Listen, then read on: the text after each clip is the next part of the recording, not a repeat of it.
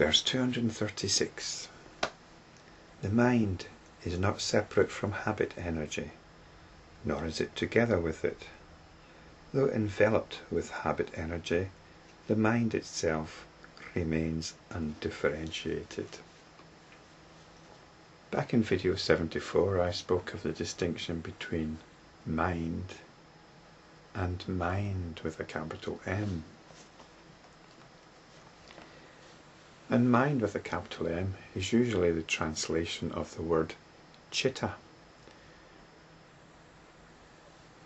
Citta has various shades of meaning in Indian thought.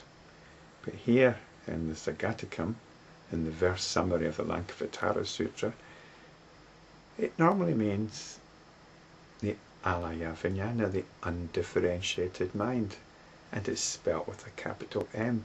This is the mind which is not concerned with thinking, with categorizing, with discriminating, with sorting things out, with trying to understand things. It's actually awareness. And the word for mind here in verse 236 is citta. And for some reason Professor Suzuki's translated citta here as the mind with a small m. And I'm sure he's got a good reason for that. But really the sense of verse 236, the sense of mind is mind with a capital M. This is the undifferentiated mind. It's the undifferentiating mind. So what's the point of this verse? Well, let's come back to what these videos are about. They're about enlightenment practice. And this might be a strange thing for most people, especially those that know something about spiritual paths and enlightenment. I'm not aware of anybody else that speaks of enlightenment as a practice, because enlightenment is often seen as the goal of practice. But I'm simply taking my cue from the story of the Buddha's enlightenment.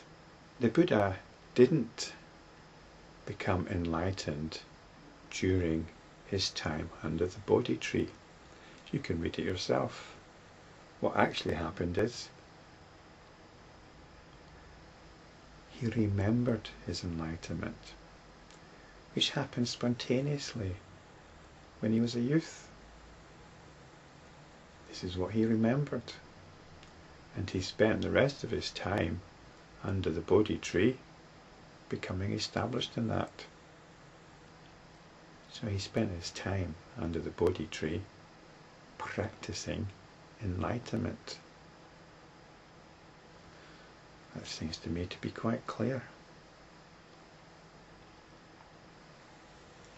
That practicing his enlightenment not only consisted in remembering his enlightenment, but in being quite clear about all the obstacles which prevented him from becoming established in it. This is what we've got in this verse. His enlightenment is mind. It's pure awareness. Citta, mind with a capital M.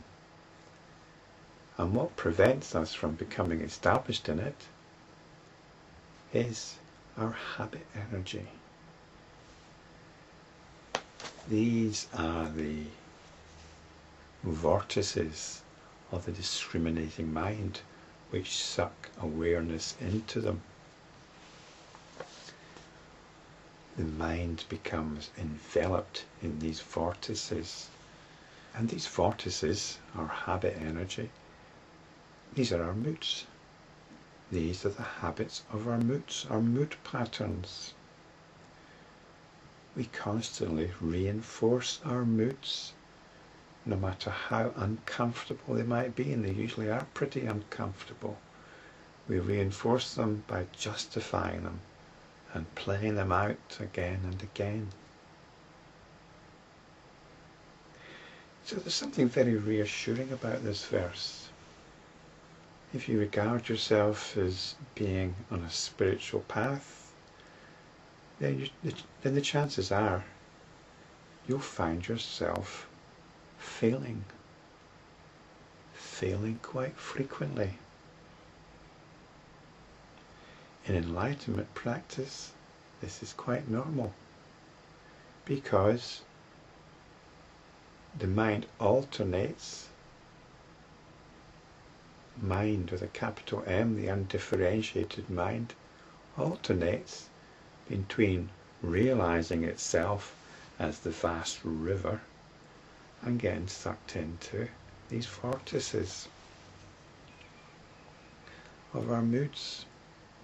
So the point is, I think the point that we can take from this verse is, you will fail. You will fail as often as you return to sleep after being awake. This is the way it is.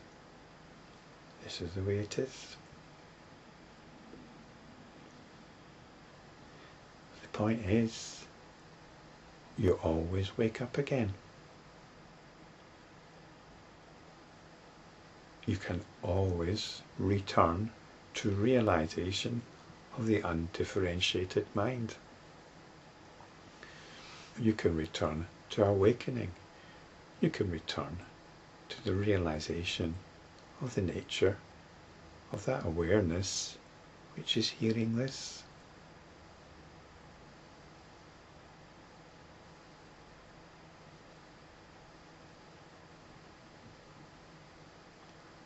So there's no room, absolutely no room in enlightenment practice for self-castigation, self-flagellation, self-judgment.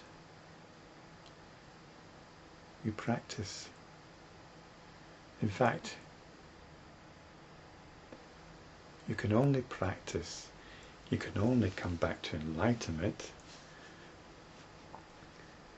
when you realize you're caught up in your moods again. There is this constant draw.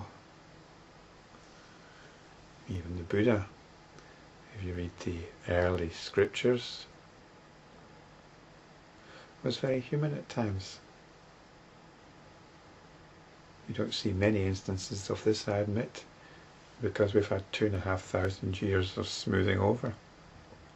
But even so, there are still instances in the Pali Canon, the earliest scriptures of Buddhism that we have, of the Buddha losing his temper, even though the circumstances were quite extreme.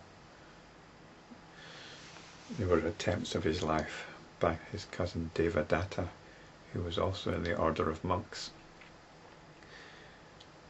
So it certainly wasn't all peace and harmony in the Buddhist community, even at the time of the Buddha. So this is the point. Even when we're caught up in the most dire of moods, there's the possibility of practicing, of coming back to realization of awareness.